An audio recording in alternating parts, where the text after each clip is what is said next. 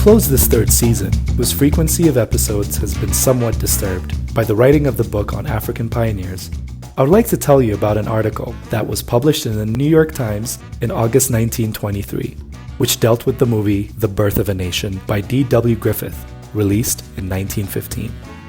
A technically groundbreaking film, the first film shot in the White House, was terribly racist, described by some as the most racist film in the history of cinema. Incidentally, a great box office success in its time, so no need for me to advertise it anymore for you. If I mention it, it is because that article reported that this film was censored by the French government on the direct order of Prime Minister Raymond Poincaré. Why did France, which was also responsible of inhumane exploitations in its colonies, ban a film that paid tribute to white superiority? So I started to research the ban in the French archives. I learned about the opposed French and American conceptions on the question of race in the summer of 1923, about the heritage of the First World War, the French colonial policies and latent tensions between the US and France, and on the persistent question of war debts.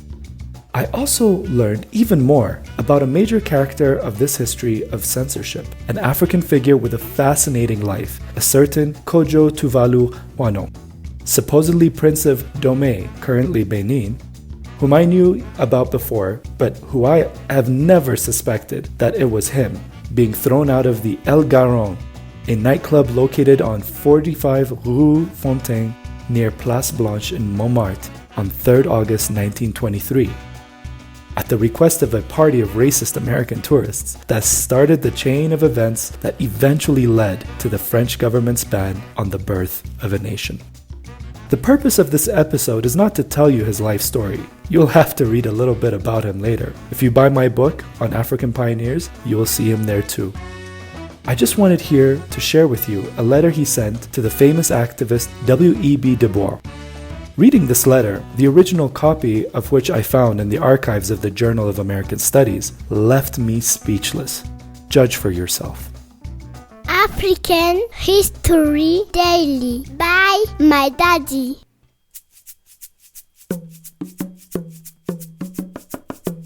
New York, September 3, 1924. Dr. W.E. Du Bois.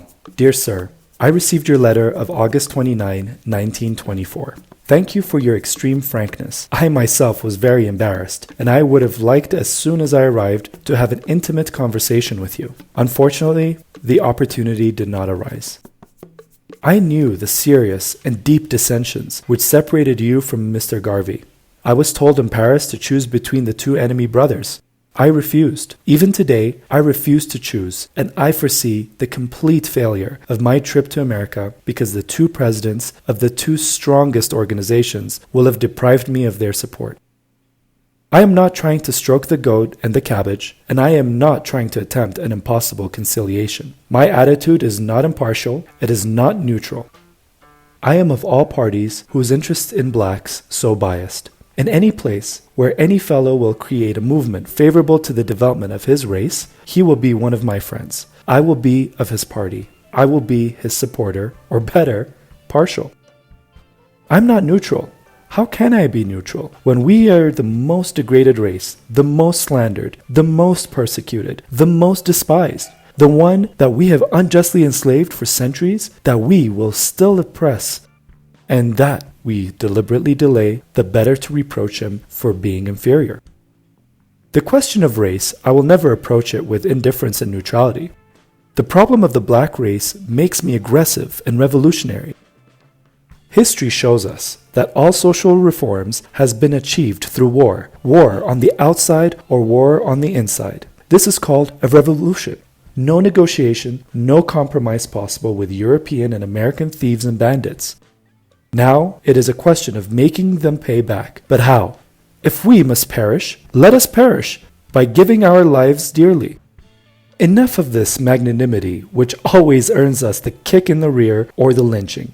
The legality stops where there is a crime obvious every man is allowed by sacred and paramount law of legitimate defense to take up arms and to get justice.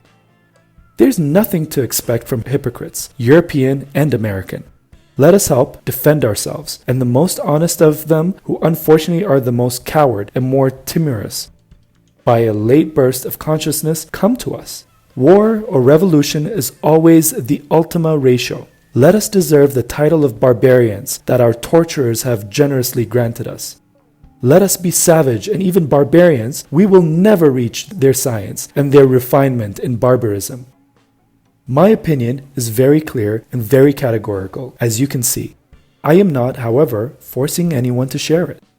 In our association, the Universal League for the Defense of the Black Race, we are rather looking for the union, the federation of all existing societies. A centralization in Paris makes it possible to act in London, Brussels, Geneva, and therefore all over Africa. Is this concentration, this convergence, this coordination of all the dark forces possible? History will tell. It was luck that threw me into the arms of Mr. Garvey. He was holding an important congress. I participated with joy and enthusiasm, as I will participate in the same feelings in your meetings. If I was informed about your enmity, I was, however, unaware of your reciprocal grievances. You are both my elders. I have no advice for you, and I do not pretend to be aware of your national problems. But how can you not understand that one or the other, you must have the heroism to be silent and receive the criticisms without flinching? The ideal that you are pursuing goes far beyond personal interests and individual love. It is always time, after victory, to settle scores. You have received a letter with the very confidential mention from Mr. René Marin.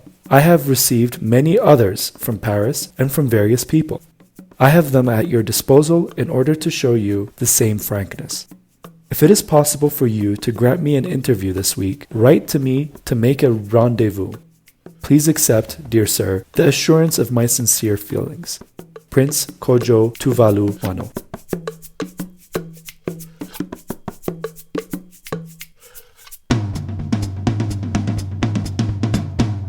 My African cliché of the day is a Greek cliché. No, I'm not talking about the Greek sandwiches of my friend Osman the Magnificent, by the way located Rue Félix Faure in Lyon.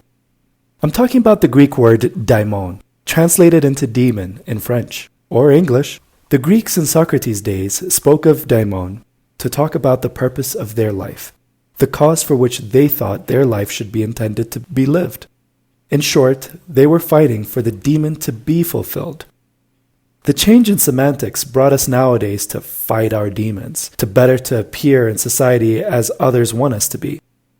In conclusion, this willingness to fight for one's daimon, this desire to be authentic, it's what was striking in the letter by Dr. Houenou, a forgotten figure of Pan-Africanism studied by many foreign authors, but totally unknown and underestimated in Africa. It was his authenticity to refuse to choose between two overwhelming figures, Dubois and Garvey, and to take all those risks that ultimately cost him his life. What about you? What is your daimon? And what do you think is the concept of authenticity? How do you express it in your activities? You have a few weeks to think about it until the launch of a new podcast for Season 4.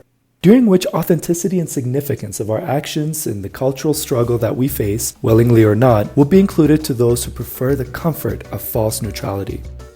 Until then, I wanted to thank you for having accompanied me this season. Thank you for your loyalty, your fraternity, your solidarity. Thank you for supporting us in our Kickstarter campaign to pre-sell my book, which is currently in print, and I will soon announce how you can buy it. Well, finally, while the Sankofa is resting for a bit, don't forget to rate us on Apple Podcasts and leave us a comment. Thank you for being authentic. Or at least trying to be.